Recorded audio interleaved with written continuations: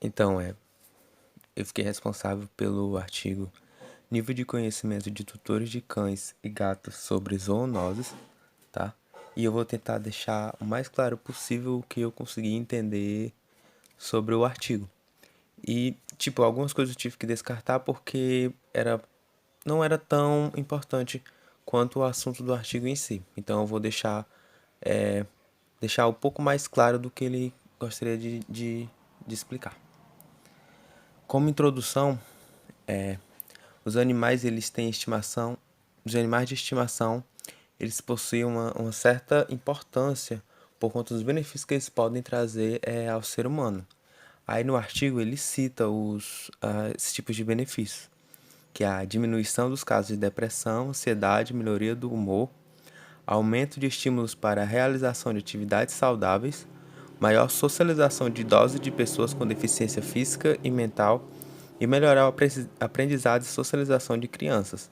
Isso acaba se tornando algo extremamente relevante à saúde pública e algo para que possa ser estudado, né? Já que algum dessa relação entre humano e animal pode acontecer de ser um tipo de transmissão de doenças, no caso as conhecidas zoonoses, né? Dentre as zoonoses mais importantes que foram citadas na pesquisa, que é transmitida por cães e gatos, a gente pode destacar raiva, leishmaniose, leptospirose, toxoplasmose e verminose. Ainda na introdução, ele fala que o risco da saúde pública devido à convivência com esses animais é ainda maior quando os proprietários desconhecem o modo de transmissão dessas doenças, bem como a sua forma de transmissão. Isso acontece devido às informações sobre o risco de contrair a doença que nem sempre está ao alcance da população em si, né? Ou até mesmo pelo o desinteresse que as pessoas têm em não ir atrás, ou até mesmo por conta da carência de informação que, certo, que certas cidades não disponibilizam, tá? O que fica evidente é a importância da implementação de ações de educação sanitária aliadas a autoridades que trabalhem com saúde e saneamento ambiental, visando disseminar informações e conscientizar a população com o intuito de promover e proteger a saúde. Portanto, pesquisas e estudos sobre o nível de conhecimento dessas pessoas sobre o assunto é essencial para a aplicação de meios educativos para mudar o quadro, que aí chega o principal objetivo do artigo, que é que no presente trabalho foi avaliar o nível de conhecimento sobre zoonoses de proprietários de cães e gatos. Como materiais e métodos, o que eles usaram? O projeto foi desenvolvido no Hospital Veterinário localizado na Universidade Brasil, no campus Fernandópolis, em São Paulo. E o estudo caracterizou-se por ser uma pesquisa quantitativa, tá, descritiva e exploratória, isso do período de março a junho de 2017. Foram entrevistados 100 tutores que estavam presentes lá no hospital de cães e gatos. Para a reunião dos dados, foi realizada a aplicação de um questionário específico com foco em zoonoses por meio da realização de uma entrevista com cada tutor. Após a realização do diagnóstico de situação, os dados obtidos foram digitalizados e tabulados em planilhas. Então, com os resultados, eles, as pessoas que participaram da pesquisa, né, os 100 tutores, cada um eles teve que responder o questionário e a partir do questionário eles contabilizaram e quantificaram em uma tabela qual seria é, a porcentagem para cada resposta do tutor, né, que foram tutores de 20 a 59 anos. 63% era do sexo feminino e 47% era do sexo masculino. Com relação à escolaridade desses tutores, 12% possuíram ensino médio, perdão, E dentre os entrevistados, 77% possuíam cães, totalizando 152 animais, 2 cães por domicílio, e 37% possuíam gatos, totalizando 99 animais, 2 a 9 gatos por domicílio. A população canina presente nesses domicílios dos tutores possui uma idade média de 4 anos e meio e a felina de 3 anos. Então, quanto à postura de posse responsável, 80% dos tutores informaram que levaram o animal ao médico veterinário apenas quando o mesmo adoece ou quando eles apresentam um quadro clínico, quando o animal ele apresenta algo na qual seja de emergência levar ao hospital. Em relação à transmissão de doenças, 74% não sabiam do que se tratava e 80% disseram que nunca tinham recebido esclarecimentos sobre o assunto. Dentre as zoonoses, eles fizeram a porcentagem de cada doença que foi citada, né? E na raiva foi 39%, leishmaniose 23%, toxoplasmose 21% e verminose 5%. Outras também que foram citadas foi a alergia e sinomose. Só que no artigo eles não disseram qual foi a porcentagem de que foi na qual foi falado essas doenças. Aí tem esse quadro na qual eles fizeram eles organizaram as doenças e disseram qual foi a que teve maior contabilidade de conhecimento e a que teve menor, que no caso foi a raiva, né, que teve maior, e a menor foi a leptospirose, entre a leptospirose e a sinomose. Então, com a raiva. Atualmente, a raiva, a leishmaniose, leptospirose, toxoplasmose e esporotricose são consideradas as principais zoonoses transmitidas por cães e gatos. Com a raiva, as perguntas eram: como transmissor? 94% disseram que seria o cão, o transmissor, e 29% relacionaram a outros mamíferos. Se eu não me engano, era com os morcegos também. A forma de transmissão: 90% afirmou que seria mordida, e 14% disseram que por lambedura ou arranhadura. Como método preventivo, 88% citou vacinação de cães e gatos e 4% que o animal deveria ser tratado. Com a leishmaniose, 90% dos entrevistados relataram conhecer a doença ou pelo menos ter ouvido falar dela. 40% disseram que é transmitida por picada de mosquito, 34% não souberam responder, 20% sugeriram que a transmissão é realizada pelo cão. Sobre a prevenção, 22% indicou o uso de coleiras com repelentes, 15% o controle de criadores de mosquito e 63% não sabiam como prevenir a doença.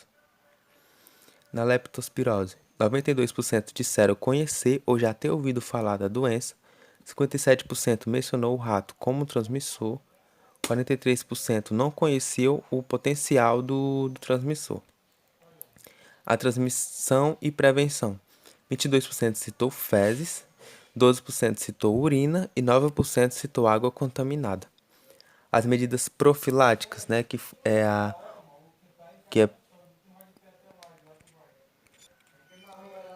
essas medidas profiláticas que são os métodos utilizados para prevenir a doença. 19% é o controle de roedores, 9% falaram o armazenamento correto de alimentos e 6% ao consumo de água tratada. Com a toxoplasmose, 92% disseram conhecer ou ter ouvido falar da doença.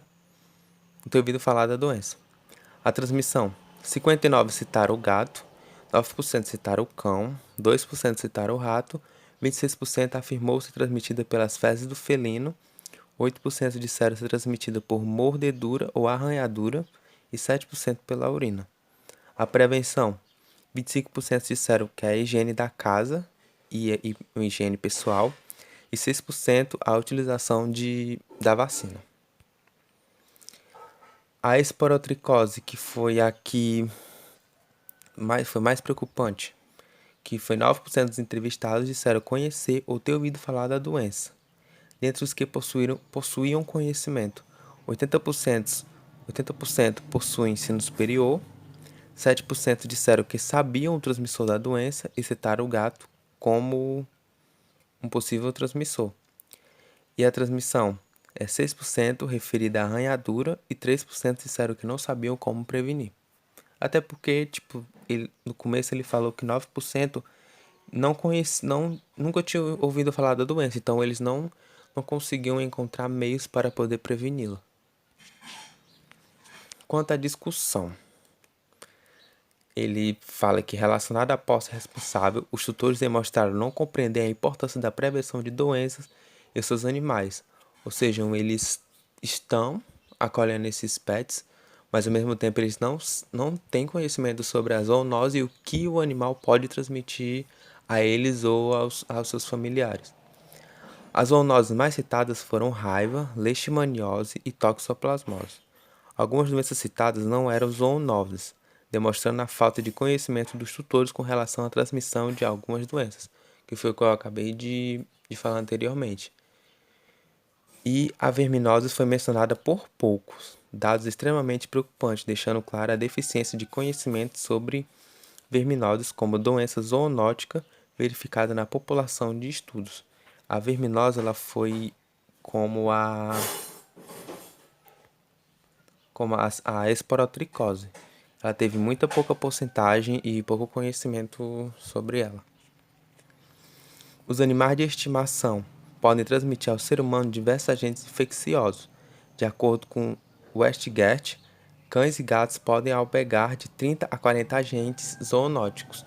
Ou seja, eles têm o pet em casa, mas eles não sabem que podem se contrair por essa doença. Até porque eles não têm conhecimento se o animal está doente ou não.